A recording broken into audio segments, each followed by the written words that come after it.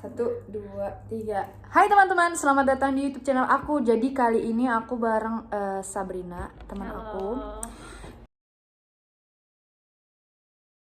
Kali ini aku pengen tanya-tanya ke Sabrina soal sekolah kuliner di Prancis.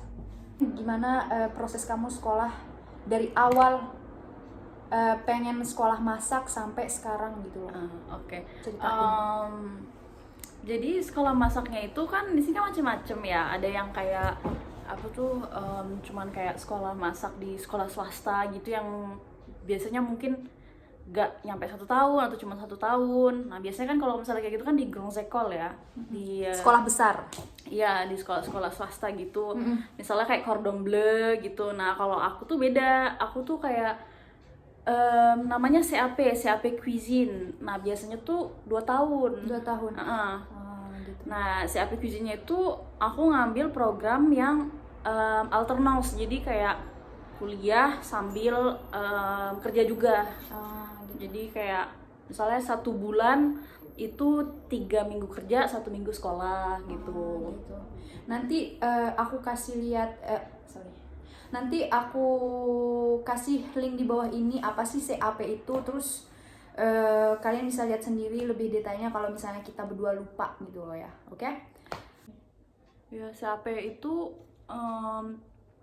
aku nggak tahu ya kalau yang misalnya bisa daftar dari Indo atau enggak. Cuman karena yang program aku itu dia sambil kerja, jadi kita harus udah di sini dan udah punya visanya dulu sebelum masuk daftar itu. Soalnya kayak kita harus cari perusahaannya. Jadi intinya tuh sebenarnya masuk ke situ harus dapet perusahaan yang mau terima kita dulu, baru bisa diterima di sekolahnya gitu. Jadi awalnya harus punya visa dulu lah. Iya. Gitu kan. Nah, kamu bisa ceritain sedikit nggak gimana sih proses kamu dulu dari Indonesia sampai sini bisa dapat visa gitu? Kalau aku kan beda guys, kan kalau aku kan atlet bulu tangkis, jadi kayak klub di sini tuh lagi nyari pemain badminton dari Indonesia, jadi mereka yang bantuin semua. Kalau Sabrina kan sendiri ya Sab ya? Iya. Gimana sih, kamu bisa cerita nggak prosesnya gimana? Kalau aku kemarin itu kayak lewat agennya itu namanya Euro Management. Jadi kayak emang kita belajar bahasa bareng-bareng intensif dulu. Abis itu berangkatnya bareng-bareng sama mereka, dan kurang lebih mereka yang bantuin kita masalah surat-surat. Jadi pas nyampe sini kayak udah dapet rumahnya segala macem gitu. Atau ya bisa juga sih kayaknya lewat kampus from biasa EV gitu, kayaknya bisa, cuman aku kurang tahu ya gimana. Oh gitu. Nah, kalau misalnya kalian pengen tahu sedetailnya lagi, kalian bisa ke www titik apa kampus Kampus France ya, Kampus France. atau EV Indonesia gitu mungkin bisa juga. Iya. Kalau nggak salah IV di Indonesia tuh ada di mana? Di Surabaya, aku udah tahu itu. Jakarta, Di Jakarta Bandung, sama Bandung. Itu Jogja aja. juga ada. Medan juga ada kok, Medan juga nggak. Mau dong diceritain sedikit dari Indonesia itu, apakah kamu harus udah bisa bahasa Prancis apa gimana tuh? Oh iya, jadi kan untuk apply visa student itu kan berarti kita maksudnya harus punya tujuan ya di Prancis ya mau ngapain. Antara bisa juga kamu belajar bahasa Prancis ya di sini. Jadi kayak kita harus ngelampirin surat bahwa kita diterima gitu, mau les bahasa Prancis di sini.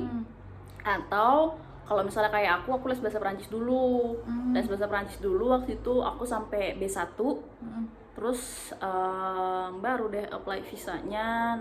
Waktu itu kayaknya aku juga daftar itu dulu, les bahasa dulu kan, soalnya jadi aku daftar universitas itu dari sini, dari Prancis bukan dari Indonesia gitu. Oh gitu. Oke. Nah, udah lengkap tuh gimana sih cara bikin visa dari Indonesia. Jadi sekarang topiknya, Sabrina, kamu bisa nggak jelasin ke kita gimana sekolah kuliner di Perancis itu? Kebetulan kamu dapat ini ya, perusahaan kan? Pas mau sekolah itu kamu carinya gimana? Ya carinya kayaknya emang harus kasih motivation letter sama CV ya kemana-mana, cari aja di restoran gitu, tinggalin CV kita, terus nanti kalau misalnya tertarik mereka biasanya nelpon lagi sih. Dan ya emang pasti mereka tanya sih ya, pengalamannya gimana, maksudnya udah pernah belum kerja di ini, terus kayak ya harus lebih tekenin aja sih apa yang bisa kita kasih buat mereka juga. Soalnya sebenarnya menguntungkan buat perusahaan-perusahaan itu, banyak banget restoran-restoran yang cari apprentice kayak kita gitu. Apprentice itu kayak mau belajar gitu. Iya gitu, jadi kayak soalnya mereka bayarnya lebih murah kan. Oh iya. Jadi kita digaji lebih murah, tapi mereka yang bayarin sekolah juga, bayarin ya macam-macam. Sekolah tuh kan ada bayaran sekolah, ada makannya, segala macam mereka yang bayarin. Jadi kayak ya lumayan lah maksudnya. Iya.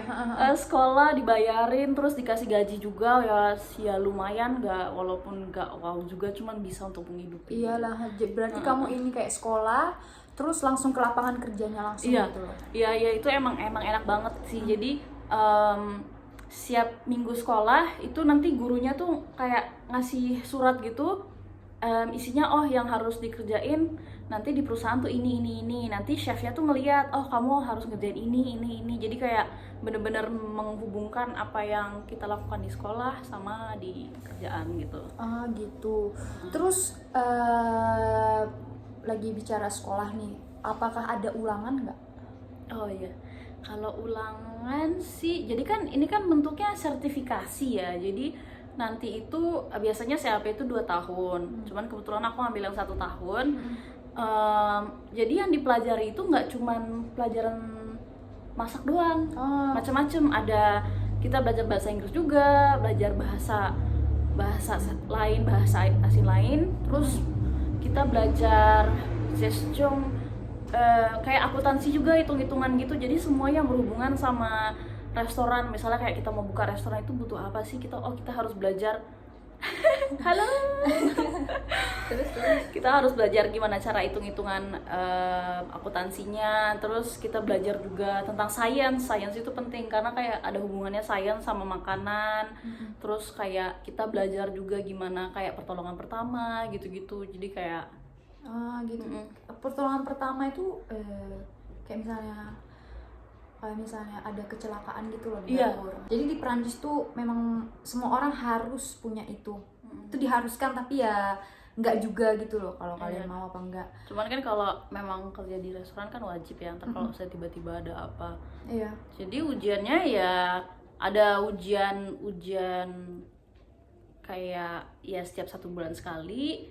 Terus nanti di akhir tahun ada ujian prakteknya gitu. Gitu. Iya. Gitu. Terus nih kan lagi lockdown di Perancis.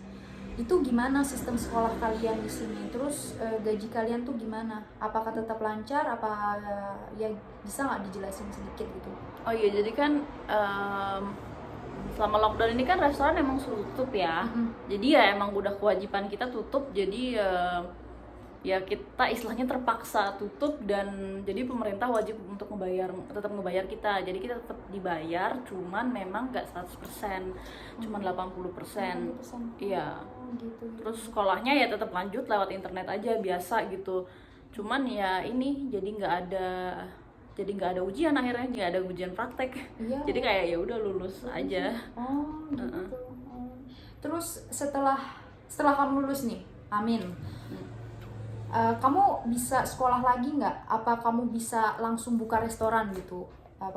Contohnya diakuin nggak di Perancis? Oh iya itu diakuin sih. Kalau kita punya CAP kita bisa langsung buka restoran. Mungkin harus tambah formasi lagi untuk formasi buka restoran. Cuman kalau kita udah punya basicnya di dapur gitu kan biasanya emang lebih gampang. Atau bisa lagi ya lanjut BTS itu kayak D3-nya kali ya, 2 tahun, dan itu kayak lebih spesifik lagi mau apa, mau jadi chefnya kah, atau mau jadi yang bagian ngurusin administrasi restoran, yang kayak gitu. Jadi kayak gitu. Oke. Tunggu. Aduh, belegaan. Nah, sekarang kan kita udah bicara kuliah kuliner tuh. Kamu bisa nggak kasih tahu sedikit ke kita berapa sih kuliah swasta kan ini? Iya, Universitas publik ya. Universitas publik. Gimana sih maksudnya sistem mereka tuh kayak gimana? Iya. Kalau dari pertama kali aku masuk sih, kita kemarin itu kayak cuman bayar asuransi kesehatan. Jadi benar-benar sebenarnya nggak ada nggak ada biayanya, jadi untuk untuk asuransi aja, dan itu kan emang wajib semua orang harus punya. Jadi kita itu bayar 200-an euro lah per tahun. Itu setahun ya? Iya, Gila. setahun. Nggak mahal tuh loh. Iya. Di Indonesia, aduh, malah di Indonesia kuliah. Iya, tapi katanya aku denger sih, cuman nggak tahu ya ini udah beneran atau belum. Cuman katanya yang terakhir ini tahun lalu katanya mereka ada yang bilang kalau misalnya yang orang asing sekarang jadi lebih mahal, tapi nggak tahu. Oh iya. Aku juga denger sih waktu itu, tapi nggak tahu sih itu beneran Jadi apa 10 kali lipat, jadi 2.000. Dan beda ya, memang kalau S1, S2, S3 gitu ya memang lebih mahal setiap itu. Cuman kita bayarnya ya per tahun, bukan tahun. yang kayak di Indonesia kan per semester ya. per semester di sana. Iya. 3 bulan lagi bayar. Iya. Gila. Mahal Adik aku kan kuliah di mana, di Balikpapan tuh, aduh bayar terus nggak tahu berapa kali selama setahun, tapi kayak mending sekolah di luar negeri daripada kayak di Indonesia gitu. Iya, nggak sih? iya. Oke lah, maksudnya di sini kehidupannya lebih mahal, tapi gimana ya, sekolahnya lebih murah. Terus di Perancis tuh bantuannya banyak banget buat pelajar-pelajar, nggak cuma buat pelajar orang Perancisnya sendiri, orang asing juga kayak kita dibantuin gitu loh. Mereka tuh dapat bantuan dari negara untuk bayar apartemen, nggak 100% loh teman-teman. Tergantung penghasilan orang tua kamu berapa, tergantung penghasilan kamu sekolah sambil kerja ya, itu berapa. Nanti mereka yang kalkul, apa sih bahasa Indo? Dihitung, nanti mereka yang hitung, terus nanti dilihat juga harga apartemennya itu berapa, nanti mereka yang kasih gitu. Pokoknya setiap orang tuh berbeda, tapi ya dibantuin gitu loh. Cuman ada sih kalau misalnya mau yang murah-murah juga ada kayak asrama gitu di sini, dan itu murah banget sih. Kalau pakai KAF paling cuma bayar 100 euro, 150 doang. Itu sebulan. Iya, kurs. Oh gitu. Nah nanti aku bakal kasih link di bawah ini apa sih kurs itu. Nah setelah berbincang-bincang sama Sabrina, kalau misalnya kalian pengen tahu lebih lanjutnya lagi, kalian bisa tanya ke Sabrinanya sendiri. Oke guys, terima kasih udah lihat videonya sampai akhir. Jangan lupa di like, komen, dan di subscribe. Dadah.